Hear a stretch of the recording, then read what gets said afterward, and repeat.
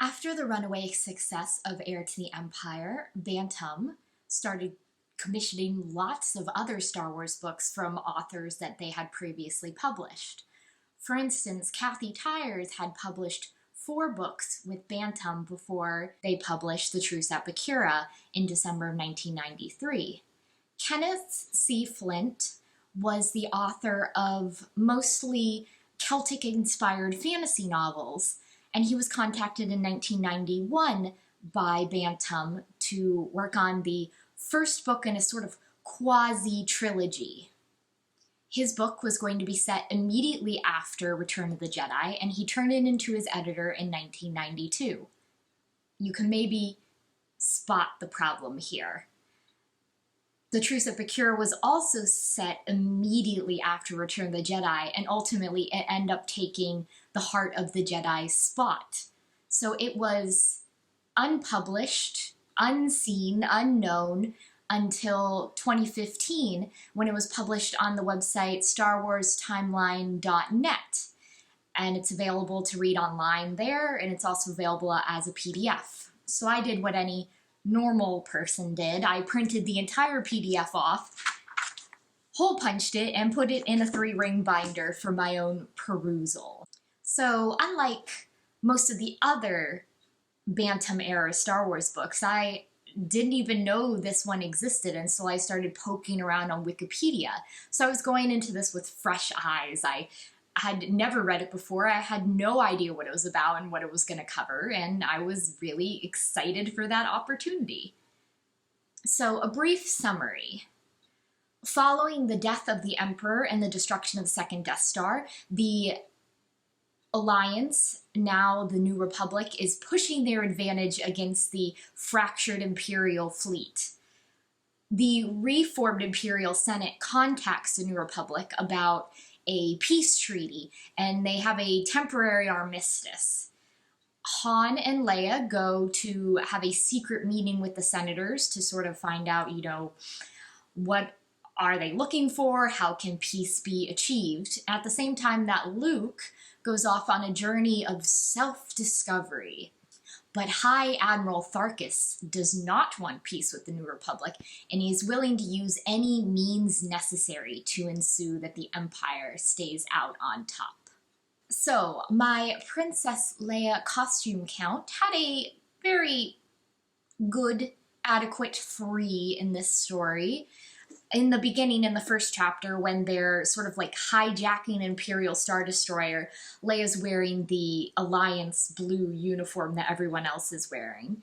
On their way to the secret rendezvous with the senators, she changes into a deep green gown and has her hair flowing down. And then later on in the book, when they start to track down Luke, she changes back into like a jacket and pants outfit with a braided hairdo. So, it's not a lot of outfits, but at least there's a few and they are described. So, good job. Good job. I thought that Luke's character arc was rather interesting and intriguing in this book. He's struggling with whether his military role in the Alliance and his duties as a Jedi can coexist.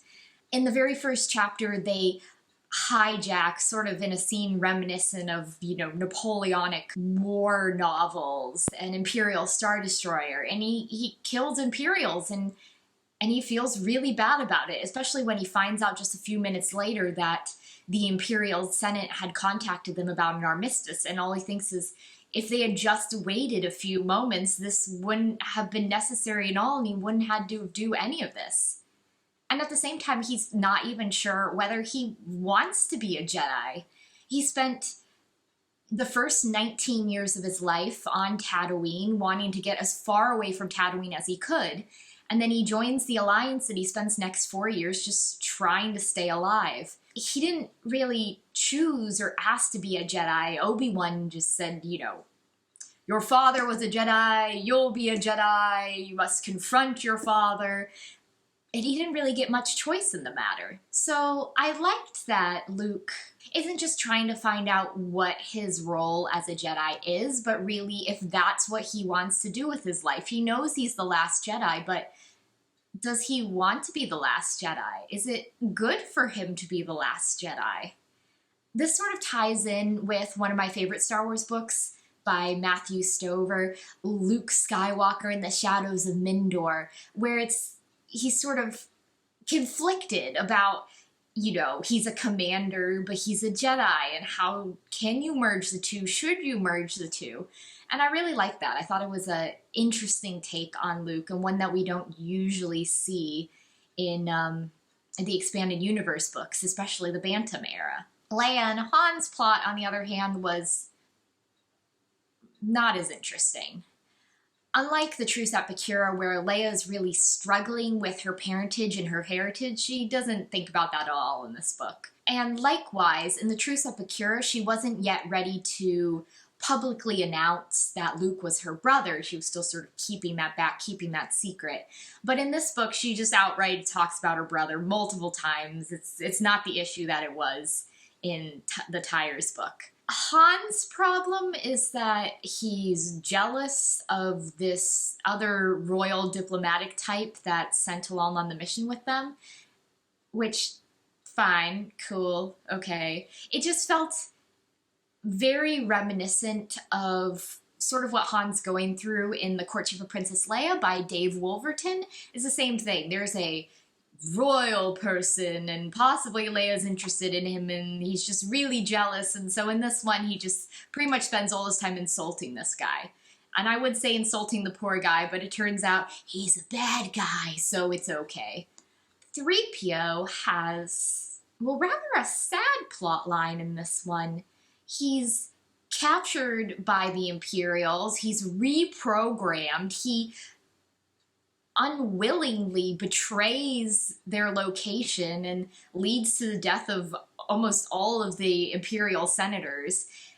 Chewbacca's able to sort of dismantle that espionage stuff going on, but it's left with his personality completely gone, which is really sad, except for the fact that, this is a Bantam-era book. There's not really anything that happens in these books that has long-reaching consequences, so of course, near the end, R2 is able to, boot him back up with a backup, and he's just like he was before.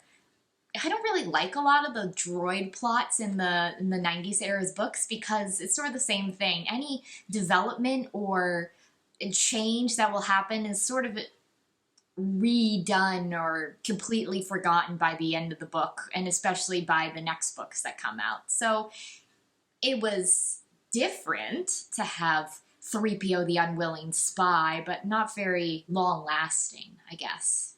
Once again, Lando is just not here. At least we got a throwaway mention in the Truce at Bakura that he wanted the Alliance to help retake Cloud City, but even though this is set after Return of the Jedi, he's just, I don't know, he jetted. He's gone. He's like, screw you all, I'm out of here.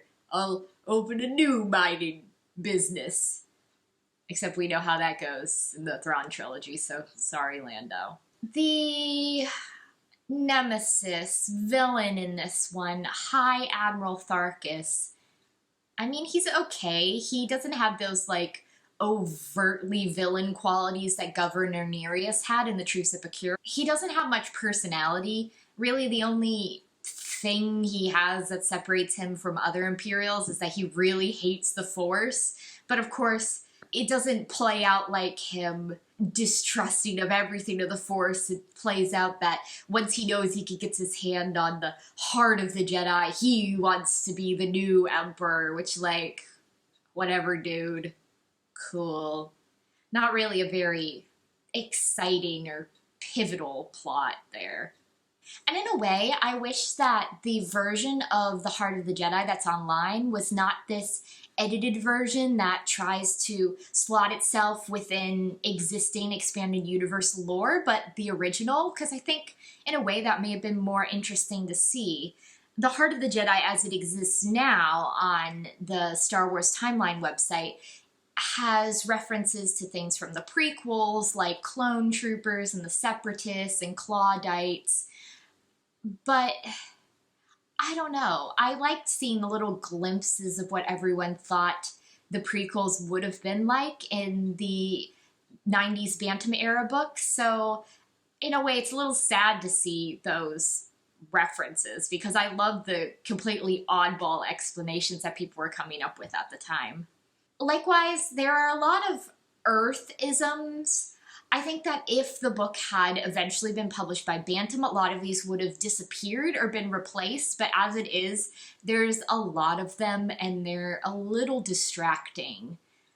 Luke runs into an orange cat on Tatooine. There's a character named Higgins. The evil shapeshifter twins are Castor and Pollux. Farkas and a general play chess at one point. It's not called chess, but they say check and they say checkmate, and it's like, okay, it's chess. All right. Likewise, a pretty significant character in the book is this Ewok scavenger named Captain Thatch, and he speaks Basic. As soon as he showed up, my suspension of disbelief was completely gone because all I could think was how the only Ewok we know who could speak Basic, which is like the galaxy's equivalent of English, was this experimented on Ewok in the last Race Squadron book, Solo Command, and it's pretty significant that he's the only one that could speak Basic because he was part of this like secret Imperial experiment, all because Wes Jansen had a stupid stuffed Ewok doll and used it on missions. So when Captain Thatch showed up, I was just like, oh no, oh no. And finding out that Captain Thatch never existed all along, but was one of the shapeshifters, made me feel a little better, but also made me worry about Luke's gullibility, that he would, like, meet this, like, grouchy Captain Thatch Ewok person and just be like, yeah, sounds legit. Like, Luke, in what world would an Ewok be a scavenger? Like, and flying its own ship? Like, I sort of worry about you now, Luke.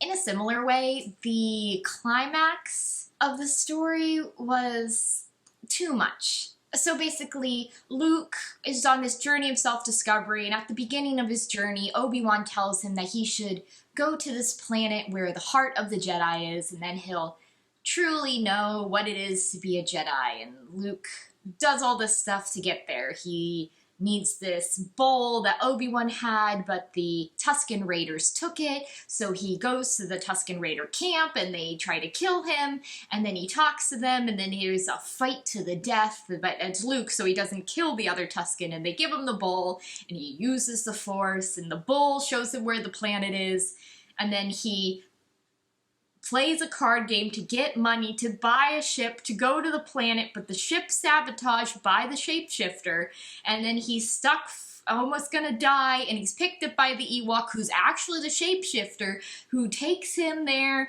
and when they get to the unknown regions, they run into this group of, like, exiles who call themselves Children of the Force, and then they're, like, almost completely killed by the Empire, and then he makes it to the planet, and then he finds out he's been betrayed, and then he has to lead the Imperials to the heart of the Jedi, which is like a maze.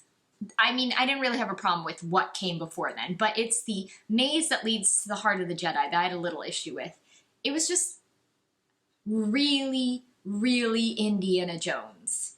We had a scene very reminiscent of the Leap of Faith, except in this case, it was the floor looked like it was a pit, and Luke closes his eyes and trusts in the Force and steps out, and actually there was a floor all along. It wasn't even really like the optical illusion bridge, just like the floor was there all along. And then when they finally reach the heart of the Jedi, Farkas, of course, tries to take it, and it's a straight up like, you have chosen poorly moment, and he's just like, bleh, and then he's bones, he's like electrocuted. What I did like, though, was that when confronted with the heart of the Jedi, this, like, very strong Force thing that would tell him, you know, how to be a master and all of this, Luke's able to step back and go, I'm not ready to be a master. I'm still working on being a Jedi, and I'm not going to touch it now. And we're going to leave it, and maybe I'll come back later, but, you know, this is not the time. which obviously to me sounds like setup for the sequels, which also were canceled. But I liked that the MacGuffin, as you will, that Luke is aiming for the whole story. When he gets there, he's able to admit, I'm not ready, and turn away.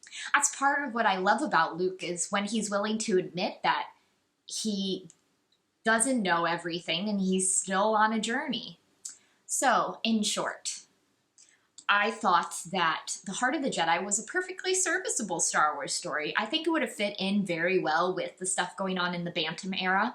And even though it occupies the same place in the timeline that the Truce at Bakura does, I don't think it's so important that it be immediately after Return of the Jedi like Truce.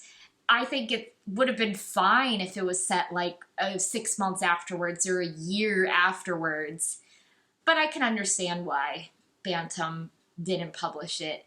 It's good. It's not amazingly better than Truce at Bakura, but it's not worse. It's just a good Star Wars story. And I'm glad that there's at least one way to be able to read it now, because so many of these Star Wars things that were canceled are just lost in the ether, never to be seen again. So next time, I'm going to jump right into the first book of the Jedi Academy trilogy by Kevin J. Anderson, Jedi Search.